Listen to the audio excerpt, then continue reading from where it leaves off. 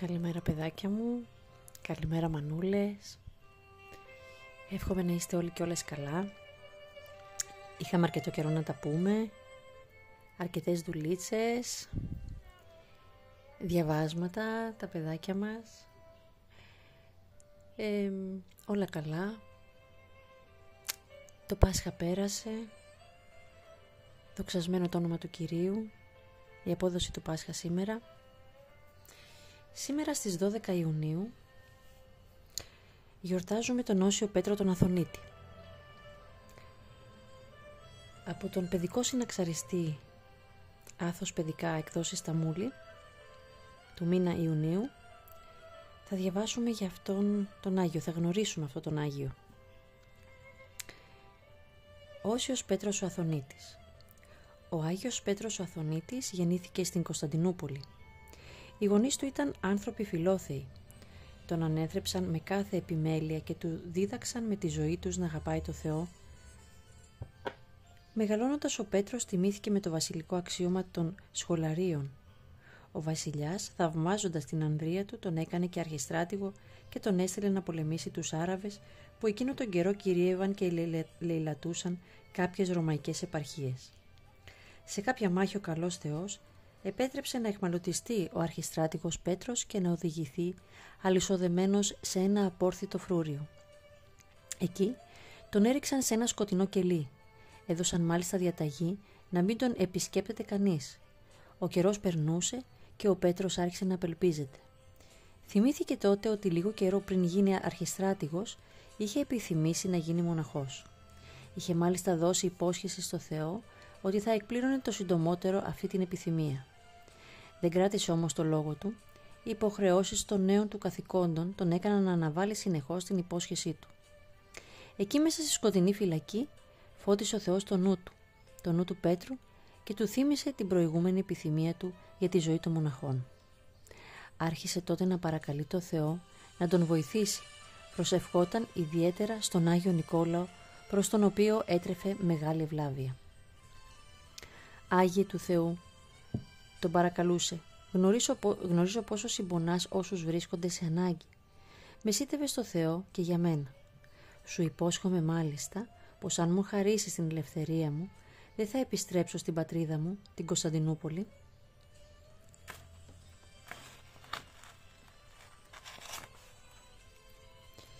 Θα πάω στη Ρώμη και θα γίνω μοναχός όπως είχα υποσχεθεί.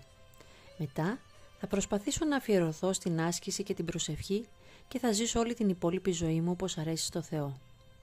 7 ολόκληρες ημέρες προσευχόταν ο Όσιος από το πρωί μέχρι το βράδυ. Οι κόποι του δεν πήγαν χαμένοι. Στο τέλος της εβδομάδας εμφανίστηκε ο Άγιος Νικόλαος μπροστά του και του είπε: «Πέτρο, άκουσα τη θερμή προσευχή σου και γνωρίζω τη θλίψη και τα βάσανά σου. Μάθε πως δεν έχω πάψει να παρακαλώ το Θεό να σε απαλλάξει από τα δεσμά σου. Όμως πρέπει να παρακαλέσεις και το δίκαιο και Θεοδόχο Σιμεών.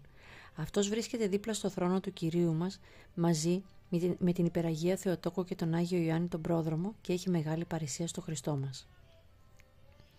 Τα λόγια του Αγίου Νικολάου έδωσαν θάρρος στον Πέτρο και άρχισε να προσεύχεται πιο πολύ τώρα, παρακαλώντας ιδιαίτερα τον Άγιο Σιμεών, τον Θεοδόχο.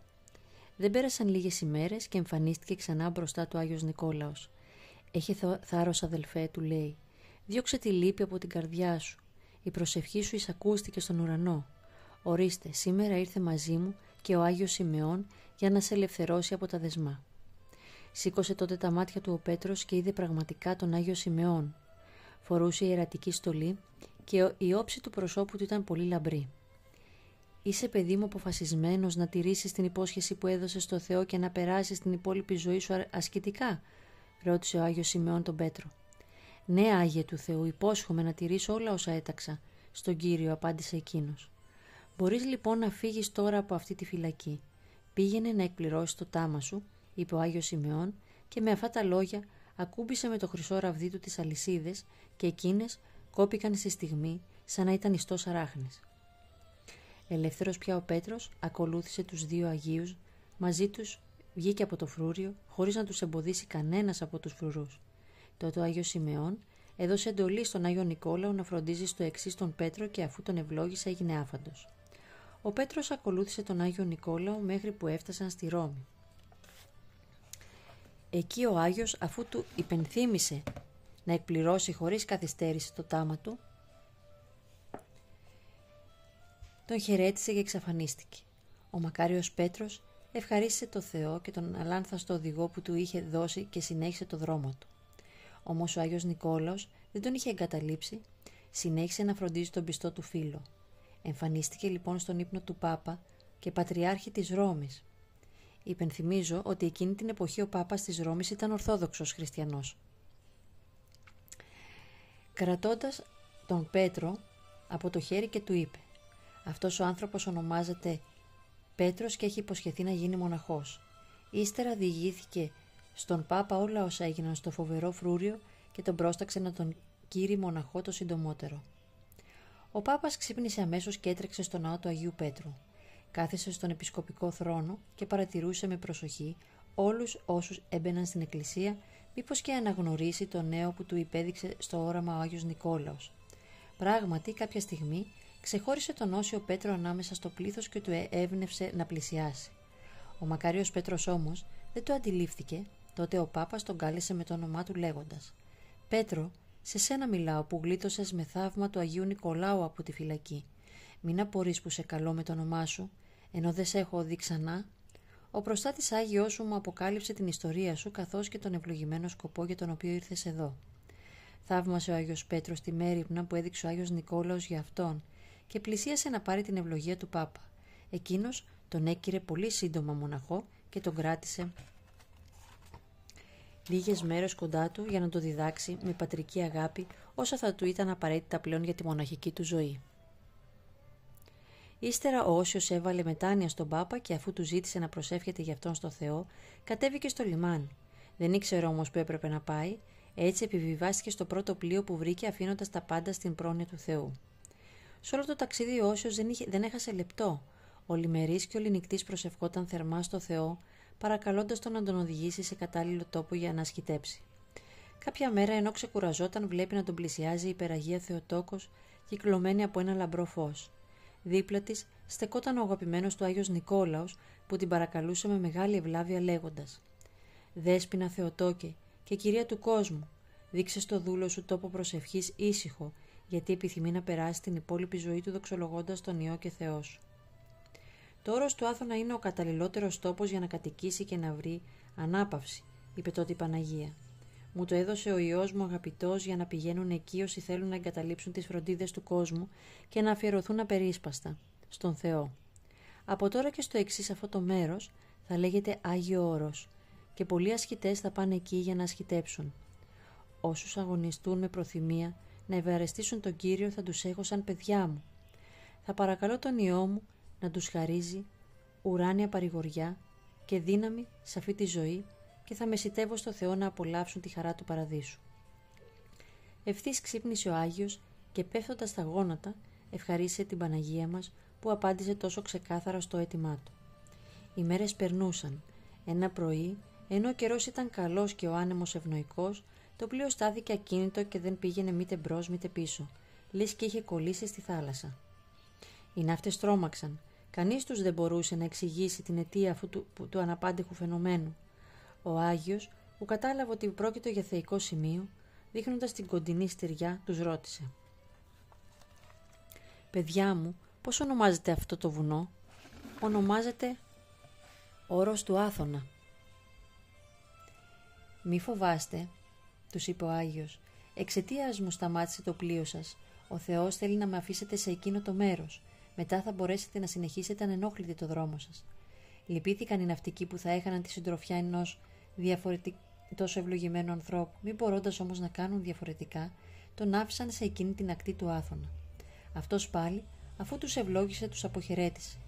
Όταν έμεινε μόνος του ο Όσιος, γονάτισε και προσευχήθηκε στο Θεό. Έπειτα, κάνοντας το σημείο του σταυρού, άρχισε να ανεβαίνει στο βουνό.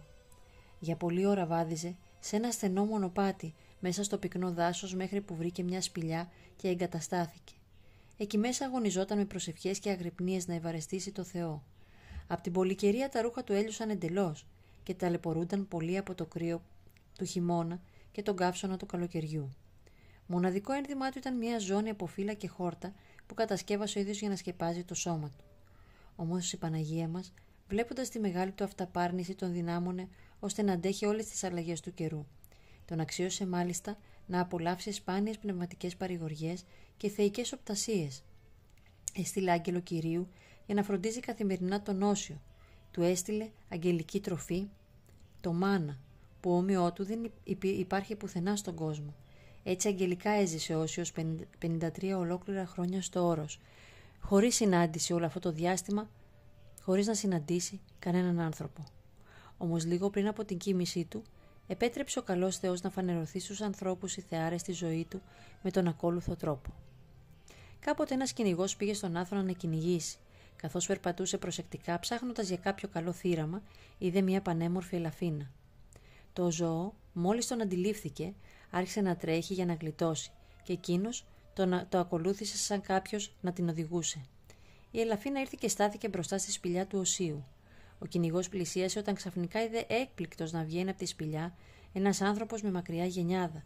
Τα κατάλευκα μαλλιά του σκέπαζαν το μισό σώμα του.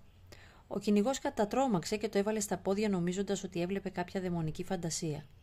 Τότε ο Όσιος Πέτρος, γιατί αυτός ήταν ο γενιοφόρος άνδρας, του φώναξε: «Γιατί φεύγεις, αδελφέ μου? Άνθρωπος είμαι κι εγώ σαν και σένα και όχι φάντασμα όπως νομίζεις. Έλα εδώ κοντά μου. Μη φοβάσαι, γιατί μάλλον ο Θεός έστειλε σήμερα εδώ για να σου διηγηθώ τα θαυμάσια γεγονότα που αξίωσε εμένα τον αμαρτωλό να ζήσω».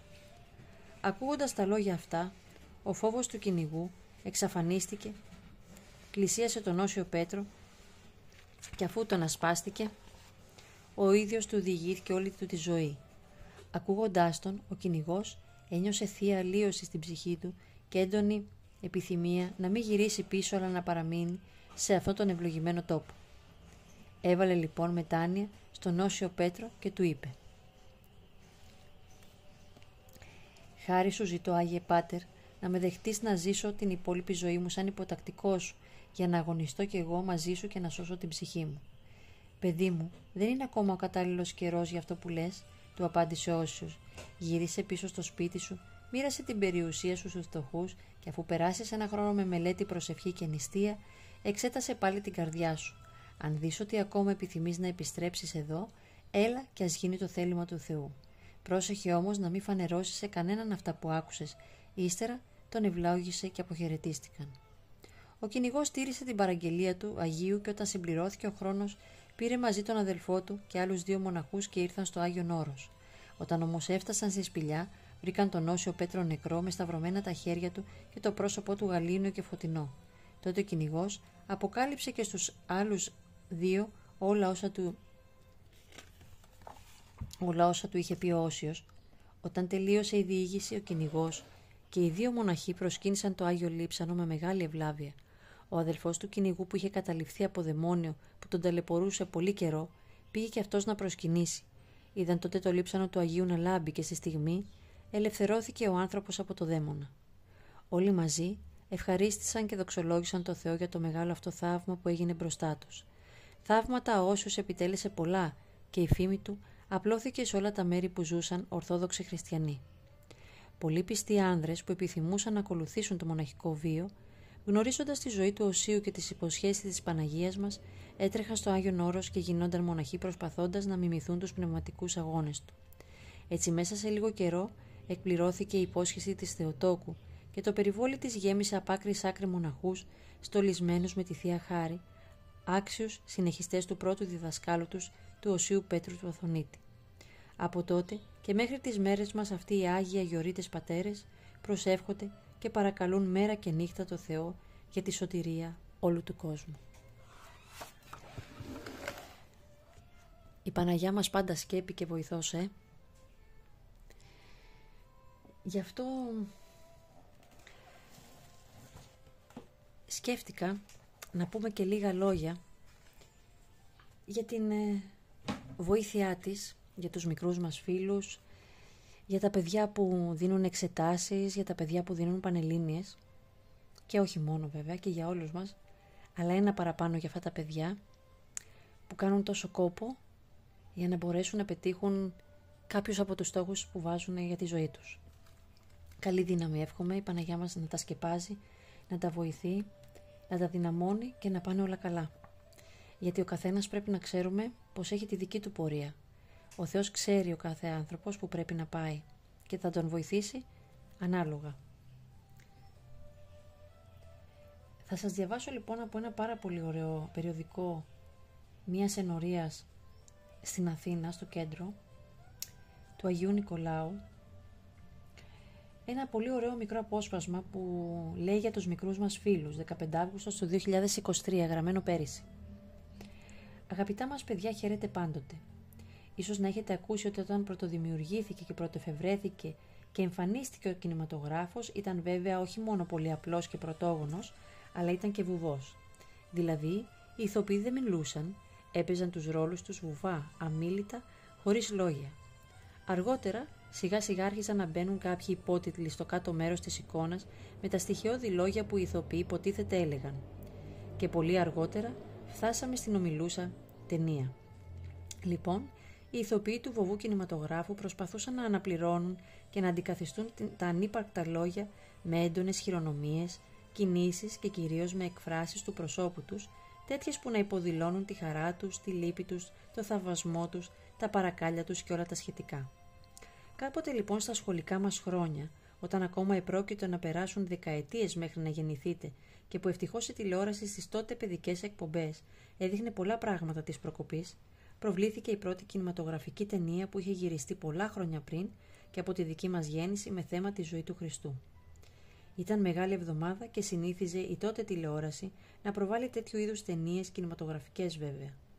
Καταλαβαίνετε ότι η συγκεκριμένη αυτή ταινία ήταν του βοβού πρωτόγονου κινηματογράφου, όπως σας τον περιέγραψα. Ακόμα και όταν πρωτοπαίχτηκε, μάθαμε ότι πήρε πολλά βραβεία πραγματικά. Έκλεψε την παράσταση, που λέμε.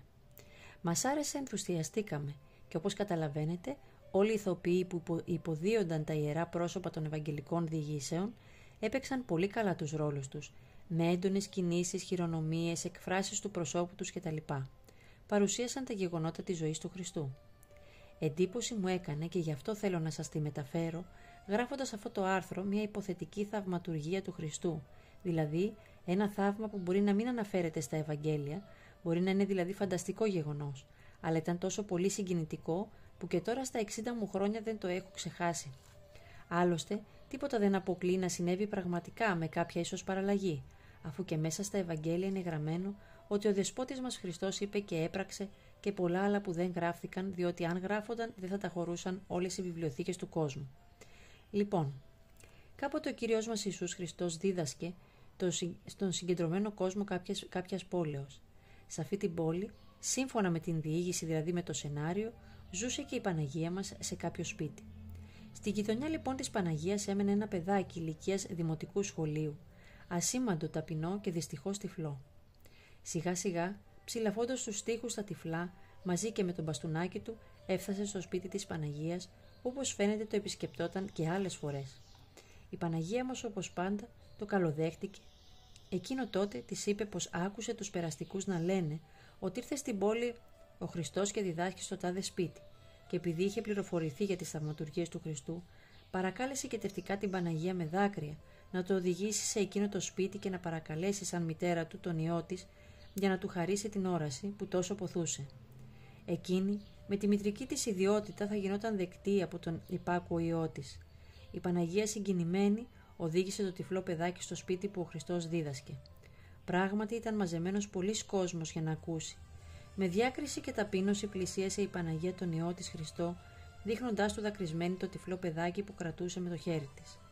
Και το παιδάκι σήκωσε τα χεράκια του προς το μέρος που άκουγε ότι μιλούσε ο Χριστός και τον παρακαλούσε με χέρια και με δάκρυα να κάνει το θαύμα του. Ο Χριστός μας, διακόπτοντας την ομιλία του, συγκινήθηκε από τα διακριτική και ταπεινή παρουσία και οικεσία της μητέρας του, καθώς και από τις εκφραστικές οικεσίες, δάκρυα και παρακλήσεις του τυφλού παιδιού, και δάκρυσε και εκείνος. Άπλωσε τα άγια χέρια του στα κλειστά μάτια του μικρού και το θαύμα έγινε αμέσως. Και όλοι δόξασαν το Θεό και θαύμασαν πόση δύναμη είχε η μητρική οικεσία και παράκληση της Παναγίας προς τον ιό της. Όλα αυτά τα εκφραστικά σχήματα της βουβής ταινίας, δοσμένα και με μια ανάλογη μουσική υπόκρουση, ήταν και το θαυμαστό, το αγνό, το αξέχαστο. Και σκέφτηκα να σας το μεταφέρω, μιας και εορτάσαμε τις 15 Αυγούστου τη μεγάλη εορτή της κοιμήσεως της Παναγίας Μητέρας του Χριστού, αλλά και του κάθε ενός μας μητέρας. Η Παναγία μας χαίρεται πολύ να την έχουμε, να τη θέλουμε και να τη θεωρούμε και δική μας μητέρα. Και κάθε παιδάκι, σαν και εσάς, χαίρεται να το αγαπά, να το προστατεύει, να το χαϊδεύει μυστικά όπως και όλους μας, και ας μην το καταλαβαίνουμε. Είναι αυτός ο ρόλος της Παναγίας μας στην κινηματογραφική ταινία της ζωής του καθενός μας. Διότι τι νομίζετε πως είναι η ζωή μας? Μια κινηματογραφική ταινία με πρωταγωνιστές τον καθένα μας που ζει τη ζωή αυτή. Και η παρουσία της Παναγίας δίπλα μας είναι πάντοτε διακριτική και ταπεινή. Σε κάθε πόνο μας είναι έτοιμη όχι μόνο να μας σκουπίσει κάποιο δάκρυ και να μας ανακουφίσει, αλλά πολύ περισσότερο είναι έτοιμη να μας πιάσει από το χέρι και να μας οδηγήσει κοντά στο Χριστό, τον Υιό της. Κάποιες φορές ίσως να ντρεπόμαστε να μιλήσουμε, να πλησιάσουμε τον Δεσπότη μας Χριστό. Ίσως να μας φαίνεται το βλέμμα του κάπως αυστηρό, όπως πράγματι το βλέπουμε σε κάποιες εικόνες του. Η Παναγία Μητέρα του όμως έχει το ελεύθερο να τον πλησιάζει διακριτικά βεβαίως και ταπεινά, αλλά με θάρρος και βεβαιότητα ότι ο Υιός της θα την ακούσει όταν θα τον παρακαλέσει για το κάθε παιδί, μικρό ή μεγάλο, όποιο και αν είναι το πρόβλημα, ο πόνος, η ασθένεια, η θλίψη κάθε παιδιού. Και ο ίδιος αυτός ρόλος της Παναγίας Μητέρας του Χριστού επαναλαμβάνεται και στον μεγάλων την ηλικία ανθρώπων, την κινηματογραφική ταινία που είναι όλη η ζωή μας με τα διάφορα στάδια και επεισόδια και στιγμιότυπα, βρεφική, νηπιακή, παιδική, εφηβική, όριμη και τέλος περασμένη ηλικία. Σε όλο αυτό το κινηματογράφο της ζωής μας, η Παναγία μας παίζει πάντοτε το ρόλο της όπως τον έπαιζε στην περίπτωση του μικρού τυφλού. Ο μικρός τυφλός είμαστε όλοι μας, καλά μας παιδιά, ένας με τον Α τρόπο, άλλος με τον Β, άλλος με τον Γ, άλλος με τον Ω. Η Παναγία μας πάντοτε μας παίρνει από το χέρι και μας οδηγεί στο Χριστό μας. Αυτός είναι η σωτηρία μας και Αυτόν ας δοξάζουμε στους αιώνας των αιώνων. Αμήν. Μοναχός Νεκτάριος Κελίων Μπουραζέρη, Καριέ, Άγιον Όρος. Έτσι λοιπόν η Παναγιά είναι μάνα, είναι σκέπη. Τις μέρες αυτές λοιπόν, αλλά και όλες τις υπόλοιπες μέρες της ζωής μας, μανούλες, γονείς, γιαγιάδες, παππούδες, παιδάκια μου, μην ξεχνάμε να αφήνουμε την ψυχή μας να μιλάει στο Χριστό μας και στην Παναγιά μας. Αυτή η μάνα είναι που μας συνδέει με τον Υιό της και μας βοηθάει σε κάθε ανάγκη, σε κάθε δυσκολία. Τώρα εσείς στα δικά σας διαβάσματα, αυτές οι εξετάσεις είναι σημαντικές, αλλά όχι σημαντικότερες. Μπορεί κάποιοι να πούν, μα πώς δεν είναι σημαντικές για τη ζωή μου? Πιστέψτε με, μεγαλώνοντας και παίρνοντας επάνω σας τα χρόνια, την εμπειρία, θα καταλάβετε ότι αυτές οι εξετάσεις μπροστά σε άλλες, πολύ πιο μεγάλες εξετάσεις σε εισαγωγικά που θα δώσουμε στη ζωή μας, για την πίστη μας, για την ελευθερία μας, για τη σκέψη μας, για την αγωνιστικότητά μας, για πολλά άλλα πράγματα, για την εμπιστοσύνη μας στο Θεό, θα είναι οι πιο μικρές εξετάσεις που θα έχουμε δώσει. Οι μεγαλύτερες είναι η καθημερινότητά μας, είναι κάθε μέρα, με τα παιδιά μας, με τους γονείς μας, με τα αδέλφια μας, με τους φίλους μας, με τους συγγενείς, τους συζύγους μας, τις συζύγους μας, τα ίδια μας τα παιδιά. Κάθε μέρα λοιπόν είναι μια ξεχωριστή μέρα, είναι μια καινούργια αρχή. Ας βάζουμε λοιπόν καθημερινά μια καινούργια αρχή στη ζωή μας, με οδηγό και προστάτη πάντα το Χριστό. Το μονοπάτι της ζωής μας να είναι αυτό που στο τέλος θα μας οδηγεί σε Εκείνον. Καλή δύναμη, καλή επιτυχία σε ό,τι και αν κάνετε, καλή επιτυχία στις εξετάσεις σας. Εύχομαι η Παναγιά μας να σας σκεπάζει, να μας σκεπάζει. Το κάθε χέρι παιδιού που γράφει τις εξετάσεις, είτε αυτά είναι πανελλήνιες, είτε απλά είναι για να περάσουν στο επόμενο στάδιο, στην επόμενη τάξη, εύχομαι να το κρατάει η Παναγιά μας σταθερά, γερά και να το βοηθάει ώστε να πετύχει το καλύτερο. που πάντα βέβαια για να συμβεί αυτό πρέπει και από τη δική μας πλευρά να έχουμε διαβάσει και να έχουμε προσπαθήσει. Εύχομαι να είστε όλοι και όλες καλά. Τα ξαναλέμε σύντομα. Ο Θεός μαζί μας, να έχουμε μια όμορφη μέρα. Σας φιλώ. Καλημέρα.